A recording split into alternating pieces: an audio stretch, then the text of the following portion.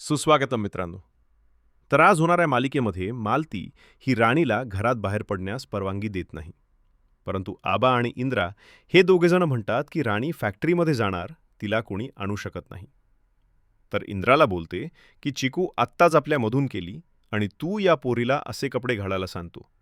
तू चिकूला विसरला की काय? तर इंद्रा बोलतो, अगं आई काय बोलते तू? मी चिकूला कसं विसरू शकतो? तर शेवटी राणी ही घराबाहेर पडते आणि गाडी जवळ येते. इंद्रा राणीला एक गिफ्ट देतो. राणी खूप खुश होते. ते गिफ्ट घड्याळ असते. तर राणी बोलते, मी एवढ्या महागाची घड्याळ घालू शकत नाही. मला त्याचं खूप ओझं होईल. मग इंद्रा बोलतो, हे बघ राणी, आता तू एवढा ड्रेस घातलाय तर तुझ्या हातावर घड्याळसुद्धा शोभून दिसेल. तर मग राणी घड्याळ घालते आणि दोघी जणी गाडीत बसून फॅक्टरीमध्ये जातात. तिथे राणीकडून शीट बेल्ट उघडत नाही, तर इंद्रा तिला मदत करतो. नंतर ते फॅक्टरीमध्ये जातात आणि विक्रांत त्याच्या कामावर लागतो, म्हणजेच राणीला मारण्याचा. मग तो त्याच्या कामगारांना सांगून एक मशीन हे राणी ऑपरेट करणार असं सांगतात आणि त्याची स्पीड वाढवायला सांगतात.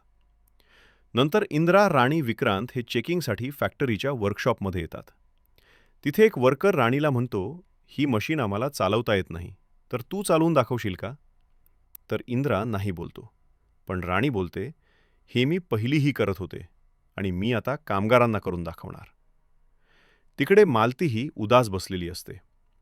तिथे उर्मिला येते आणि मालतीला सांगते की ती राणी जोपर्यंत इंद्रा भाऊजीच्या दूर होत नाही, तोपर्यंत इंद्रा हा आपल्या जवळ येत नाही. तर मालती बोलते, मी असंच काहीतरी करते की इंद्रा राणीपासून दूर होईल. तिकडे राणी ही मशीन चालू करते आणि हळूहळू ती ऑपरेट करते.